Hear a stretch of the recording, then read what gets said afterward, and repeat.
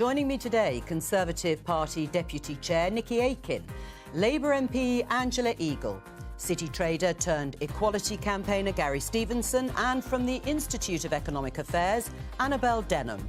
Today, £2.1 billion to level up the UK. We know where it's going, but will it work?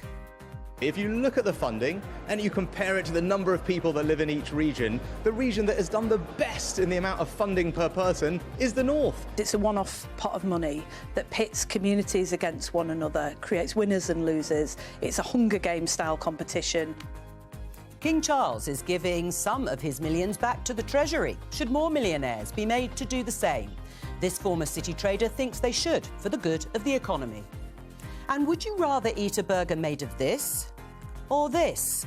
Can lab-grown meat cure our environmental woes?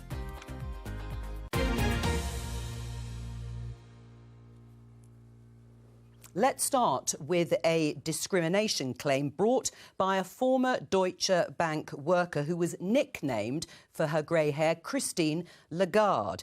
Christine Lagarde is the president of the European Central Bank. You can see her here, rather than the former banker from Deutsche Bank, who has lost that discrimination claim. It wasn't the entire case that she presented, but the judge ruled that the nickname, or jokes about grey hair, was just part of the irritation of day-to-day office life, which occasionally occurs. Is the judge right? Is this the sort of comment that would have been made in some of the places where you worked as a city trader? And do you think this woman had a case, really, on jokes about being grey-haired because she's older? There was definitely a lot of joking like this when I was on the trading floor. I was in my early 20s, so I definitely wasn't in my grey era at that time. I got teased quite a lot. What I got teased for is the way that I talk. You know, I'm from a pretty poor background. I'm from East London. There's not many people from my sort of background on the trading floor nowadays. But for me, what was important was, even though I came from that background and I talk how I do, they gave me a chance to trade against everybody else. And when they saw that I was a better trader than everybody else, I was the guy. And I think I've actually seen bigger problems after that when I went to do a master at Oxford, since I've been in the media. People that speak like me are very rarely used to talk about economics. So for me, even though in the city I was teased, I was listened to. Whereas, you know, I often question in the media why there are so few people with regional accents who have experienced poverty talking about economics. I don't get teased here, but where are the voices? And what about older people? As you say, you were in your 20s, it was your accent. You say that perhaps there weren't many people speaking like you who are economists. Do you think attitudes to older people in the workplace, in those sorts of workplaces, is a problem? You know, a lot of people don't survive into their 40s no, not as traders, in no. trading. I mean, to be honest, it's a dog-eat-dog world for everyone in that space. But the one thing I liked about trading was you're judged on your results. So really, whatever your background, if your results are good, that's what matters. All right, well, let's turn our attention to wealth. You heard in the headlines, King Charles, multi-millionaire, has asked for a surge in profits from the Crown estate in offshore wind farms to be used for what he called the wider public good. So it would mean that some money set aside for the sovereign grant. You can see here the headline in the Times, King's Crown Estate wind farm to generate £1 billion for Britain. It would be set aside normally for the sovereign grant, which runs the royal household. But in this case, he's suggesting it be retained by the Treasury and can be used for public spending. So should the rest of the rich be doing something similar? What do you make of the King's decision and announcement today? A good? Oh, it's very generous of him. I wish I had £1 billion I could donate away and be able to afford. But it's not enough. It's not enough. In the last 3 years, the government's given out £700 billion. That would be enough to give £14,000 to every single adult in the country. Now, if you're going to give out that amount of money, you need to do an analysis of where that money is going to end up. You have to. And at the beginning of COVID, I was screaming out, let's do an analysis of who's going to end up with the £700 billion. The Conservatives didn't do it, Labour didn't do it, the BBC didn't do it. So I did it, and what I found out was that money was going to overwhelmingly end up with the richest people in society. That's enough money to give the richest 5 million adults in this country £140,000 each. Now, you were a millionaire. You earned £1 million in your first 2 years, you say, as a trader. You've changed your mind about how the world should work, how capitalism should work in the UK. What sort of triggered your Damascene conversion? The way I became a millionaire is after the 2008 crisis, I realised that because of a massive growth in inequality, we would basically never come out of that crisis. And I started to put massive bets on that the economy would get worse and worse and worse. And within a year of doing that, I became Citibank's most profitable trader in the world. So, you know, if your job is to look at the economy and analyse it, and your analysis is the economy is going to get worse and worse because of inequality, and then you are judged to be the best trader in the world, I think you have a responsibility to do something about it. Cynics would say that's after you earned all that money. That's well, I when was you 24, saw the light. you know, you have to give me a bit of time. This is, let's not forget, money that has been taxed on acquisition that you are then looking at taxing further. Well, what are the policies, Gary? What would you do? Lots of things are difficult, but some things are important, OK? If you give out £700 billion, you need to know where that money's gone to. OK, if you're giving hundreds of thousands of pounds to the richest people in the country, you have to expect inflation, a cost of living crisis for ordinary people. Listen, we increased inequality at the fastest rate in the history of this country during a time when the economy was closed. You are making ordinary families poorer. That is the cause of this crisis. But if you don't fix it... Just to explain, you're talking about hundreds of billions of pounds being handed out during the pandemic, in part, so during the furlough scheme. The argument from the government, and I'll let Nickie and Angela in a moment, was that it kept people's jobs, it paid people's wages. What were they to do instead? You do the analysis of where the money will end up. Listen, I was there. I'm an inequality economist. I wanted to know where does it end up. OK, the money goes to furloughed workers. It's £14,000 per adult. Do you think furloughed workers are £14,000 richer? They're not, because they weren't getting their wages. OK, well, who's got the wages? The corporations. Well, were the corporations richer? In general, not, because they were closed. Who's got the money? The customers. But not all customers, because it was only luxury, non-essential spending that stopped during COVID. Nickie, do you want to defend furlough and the decisions made by the government during that time? Of course, there are lots of allegations about billions being wasted. Just to be clear, I'm not against furlough. What I'm against is not analysing where the money ended up and not doing anything about it accumulating with the richest people in society. Well, they would say there wasn't enough time to do it. But, Nickie?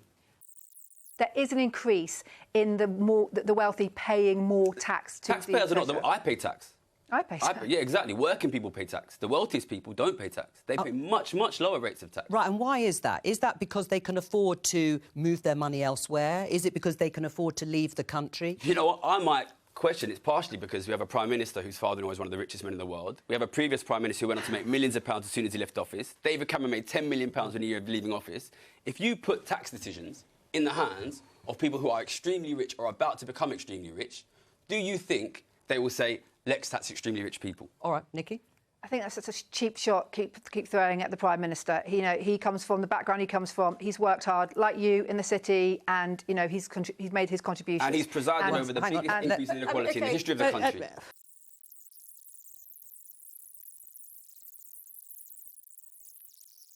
I'm a low-tax, small-state Conservative, and I want to see tax cuts. And, you know, they're not coming, are they? Well, let's see what's happened.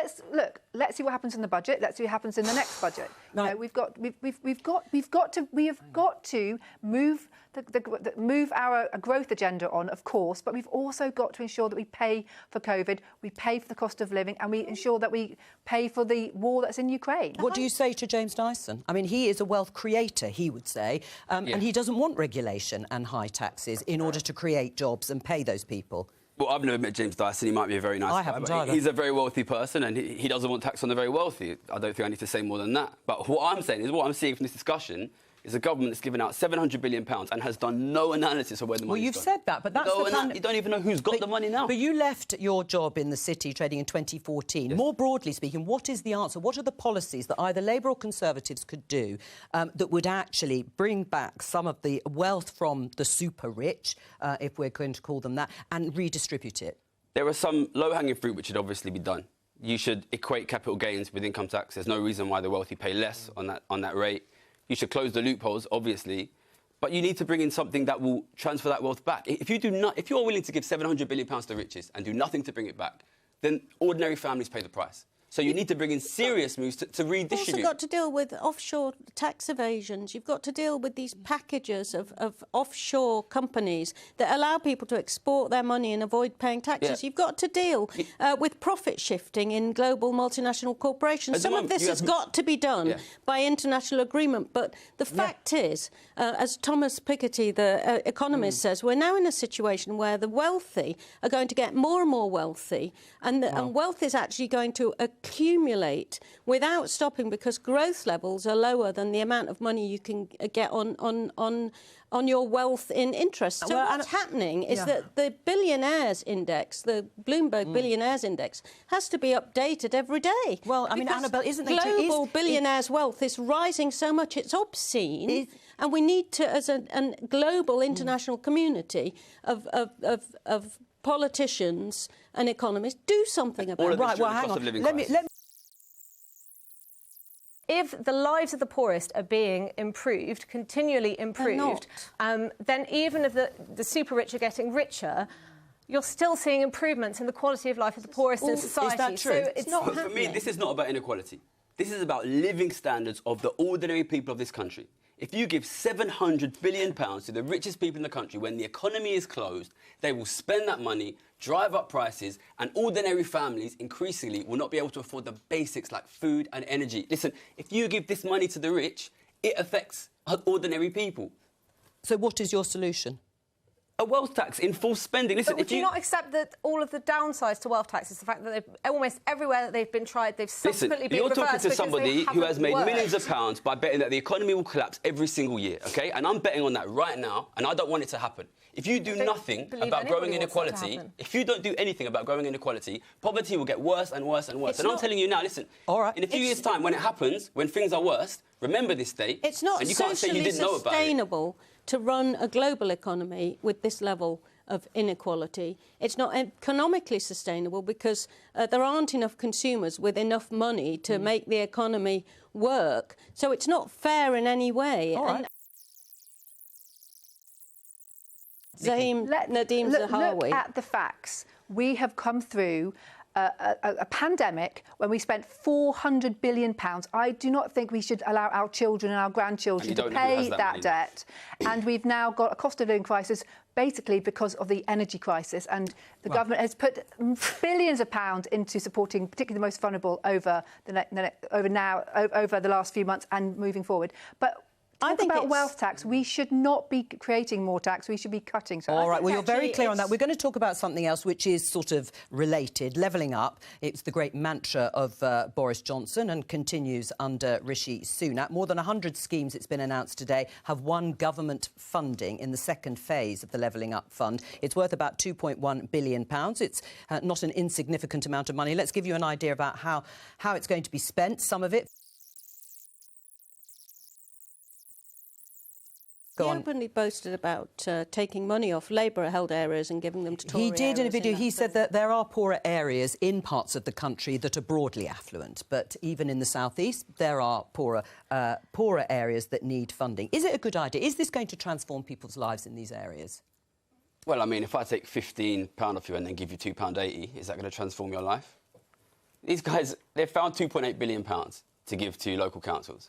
In the last 3 years, they've given £700 billion to the rich. I know you've made 50 times as much. Listen, is it levelling up if I give a poor person £2.80 and I give a rich person £250? No, sorry, £700. 250 times as much. Listen, this government has presided over the largest and fastest ever increase in inequality in the history of the country. And the most Orwellian thing you've ever heard, they call that levelling up. What do you say? I think in this case we're talking about relatively trivial amounts of money for projects that often ought to be financed by the private sector.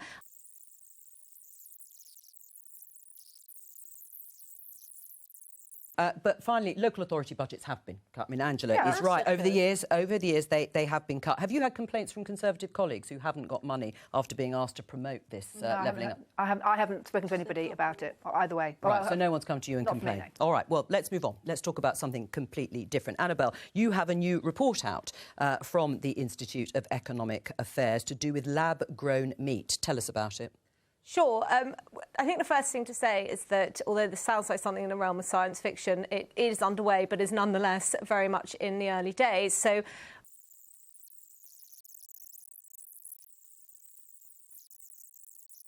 that is surely more friendly for the environment than is carting it across the world. All right, well, let me ask our other guest. What do you think about deregulating lab-grown meat? Would you eat a lab-grown burger? I'll give it a go, I don't mind.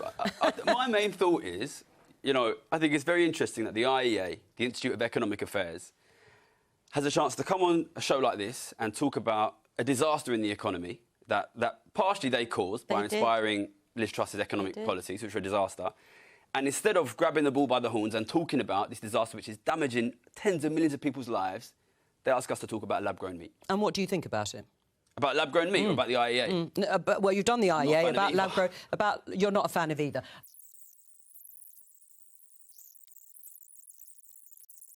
Technical solutions, are they not to be considered properly when we're looking at things like climate change and the environment? Yeah, for sure. If they work, if they're just... But how will you know if they work unless you try them? Well, I think you should give them a go. But if you're just using them to distract from your own disastrous economic advice, then I think it's probably not a good idea. That's all for today.